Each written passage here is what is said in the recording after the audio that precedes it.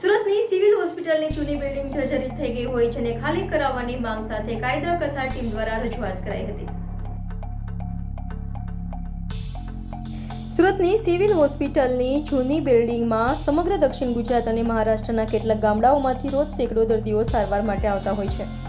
ત્યારે સુરત નવી સિવિલ હોસ્પિટલની જૂની બિલ્ડિંગ જે જર્જરિત થઈ ગઈ હોય તેને ખાલી કરાવવાની માંગ સાથે કાયદા કથા ટીમ દ્વારા ધરણા પ્રદર્શન કરી વિરોધ કરાયો હતો અને સેંકડો લોકોના જીવ મુશ્કેલીમાં હોય તેવી વાત કરી હતી।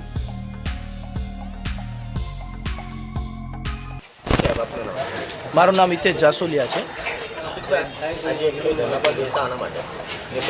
Surat civil hospital, Surat new civil hospital દક્ષિણ ગુજરાતની સૌથી મોટી સરકારી હોસ્પિટલ કહેવાય છે, જેમાં લોકો સારવાર માટે આવતા હોય છે અને દર્દીઓના પરિવાર એમની સાથે આવતા હોય છે।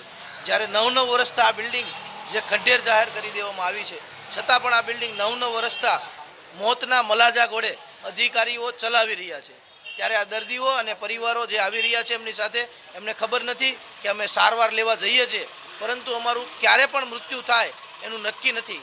જ્યારે ગુજરાતમાં અનેક એવી બિલ્ડિંગો, અનેક એવી ઘટનાઓ, અકસ્માતથી દુર્ઘટના બની છે, ત્યારે આ સરકાર જાહેરાત કરી દે છે, સીટની રચનાઓ કરી દે છે, કોઈ પણ ચમરબંધીને છોડવામાં નહીં આવે અને 4-4 લાખ રૂપિયાની જાહેરાત કરી અને પરિવારને સાંત્વના આપતી હોય છે। ત્યારે આ સરકાર અને સિસ્ટમમાં જે બેઠેલા અધિકારીઓને એક જ સંદેશો છે, આ વહેલી તકે ખાલી કરવામાં આવે।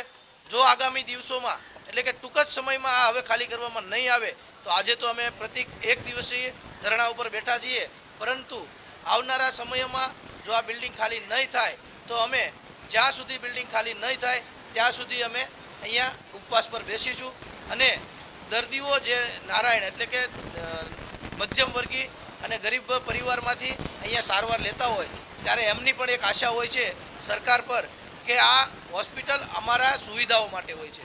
ત્યારે આ સમયાંતરે આ બધી સુવિધાઓ અને વિકાસના કામો કરવા જોઈએ, જે આ ધરણાનો મુખ્ય હેતુ છે।